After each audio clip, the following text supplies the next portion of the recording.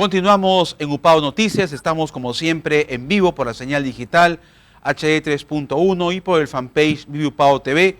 Nos acompaña Alberto Pinillos en esta edición de hoy lunes 19 de junio. Vamos ahora, como lo habíamos anunciado antes de la pausa, a dialogar con el médico infectólogo, docente de esta casa de estudios, el doctor Alex Castañeda, para conocer cuáles van a ser esos retos que debe asumir esta gestión.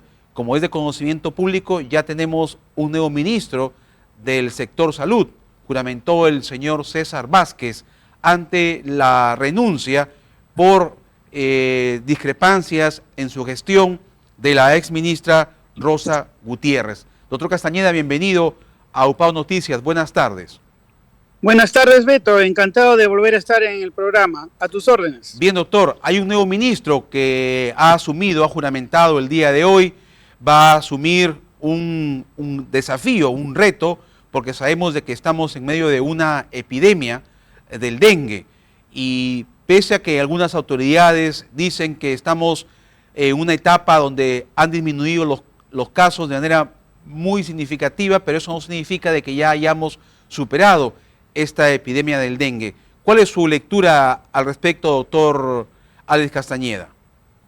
Bueno, en primer lugar, cuando uno evalúa dengue o otras metaxénicas, generalmente no debe hacerse sobre cifras absolutas, sino sobre lo que llamamos tasas de incidencia por 1.000, por ejemplo, habitantes, por 10.000 habitantes o por habitantes en riesgo.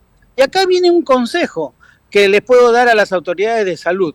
Evidentemente, el reto es grande, pero el enfoque tiene que ser más científico. En primer lugar, ¿qué cosa ha fallado la ministra anterior que no ha podido realizar una acción que veníamos haciendo desde hace muchísimo tiempo? Yo desde que era estudiante, me acuerdo, teníamos a veces que salir a las calles, a los lugares más sensibles, a hacer educación en salud.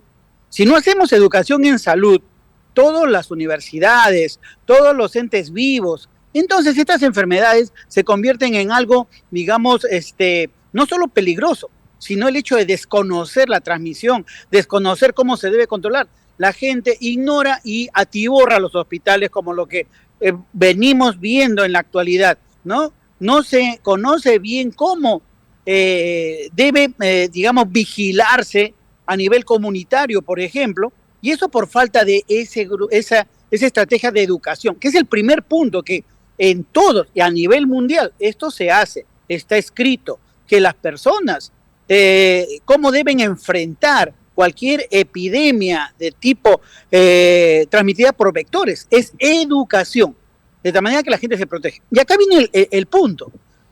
Yo no he visto, por ejemplo, en la primera etapa de estos casos de dengue, que se haya usado el abate, que es un larvicida que se coloca en los lugares donde la gente guarda, por ejemplo, sus depósitos de agua, su agua potable, etcétera. Porque hay gente que está en riesgo de hacer estos casos. ¿Y quiénes son? Aquellos que no tienen agua corriente y que guardan, como digo, su agua para diferentes usos en recipientes. Si no se sabe cómo manejar esos recipientes para evitar que las larvas proliferen en ese ambiente de agua, entonces ahí va a haber una oportunidad para que crezca virus. Punto 1.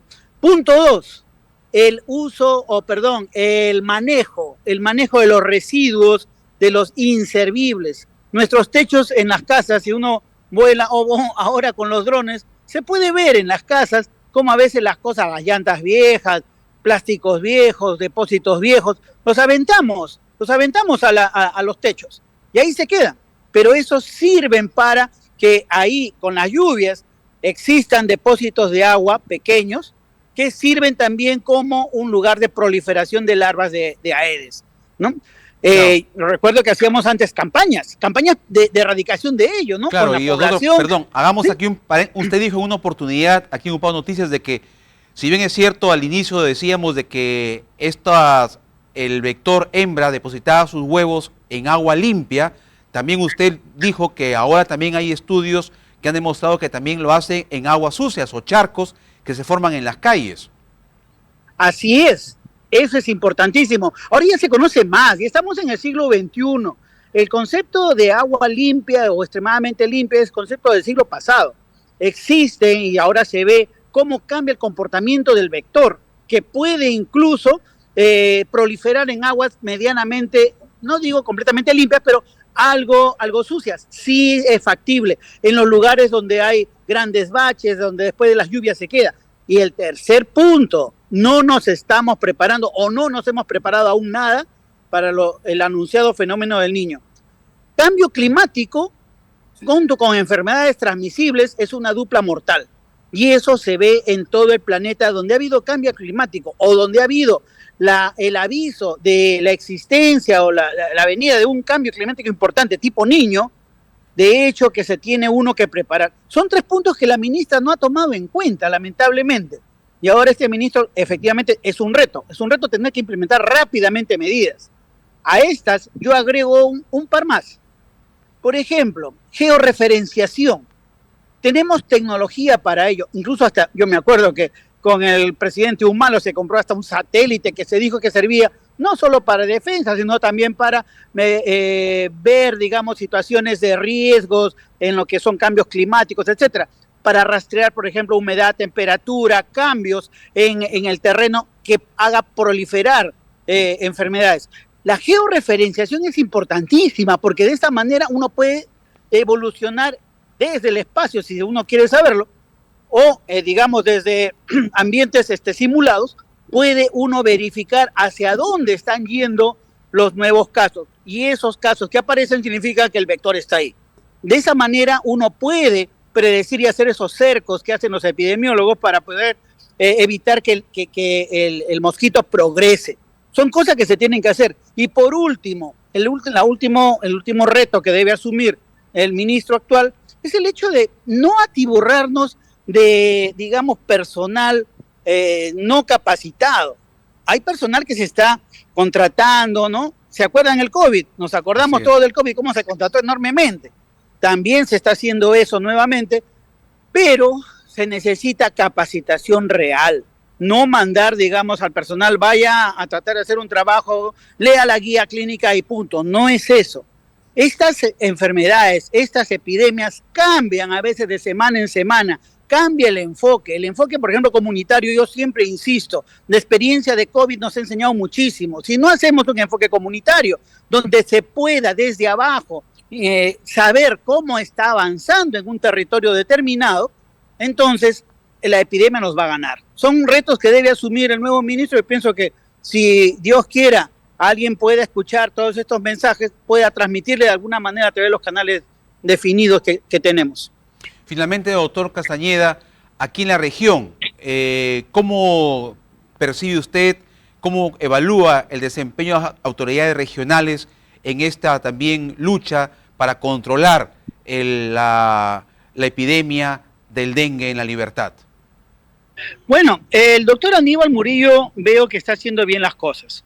Él es una persona que sí se involucra, está, digamos, yendo a los lugares, inspeccionando los lugares que son calientes, los hotspots, por ejemplo, donde se tratará o se trata de implementar no solo medidas biomédicas, sino medidas educativas. Como digo, sin educación no podemos hacer mayor cosa. Se tiene que entrenar también a la población, no solo a reconocer el problema, ¿no? Fiebre, con dolor, dolores retrooculares, etcétera, sino también a tratar de manejar el ambiente, a manejar el medio ambiente circundante a una zona, etcétera.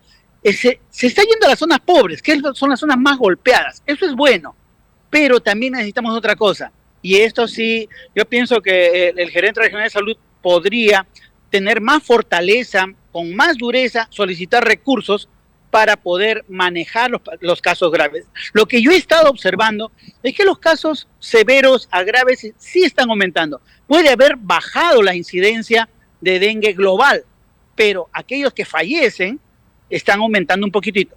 ¿Y eso por qué? Porque los recursos logísticos de repente no son los suficientes. Conozco lugares donde no hay la prueba. No hay la prueba para hacer diagnóstico. No puede ser. Estamos en epidemia. Segundo, a veces no hay suficiente cantidad de cloruro para poder manejar como debe manejarse Un paciente con dengue que a veces recibe 10, 11, 12 litros al día de cloruro, ¿no? Entonces, son detalles que más finos que yo estoy seguro estará evaluando el doctor Murillo para que pueda hacer sus requerimientos necesarios y evitar, digamos, que aumente la mortalidad, que se estanque y que se disminuya la mortalidad por dengue en nuestra región. Bien, muy amable como siempre, doctor Alex Castañeda, por su participación esta tarde en UPAO Noticias. Gracias, doctor. Seguiremos atentos para que sigamos informando de ese tema que está vinculado pues a la salud pública, como es esta epidemia del dengue. Gracias, doctor. Muy buenas tardes. Gracias, buenas tardes, nos vemos. Vamos a ir a una pausa y regresamos con más en UPAO Noticias.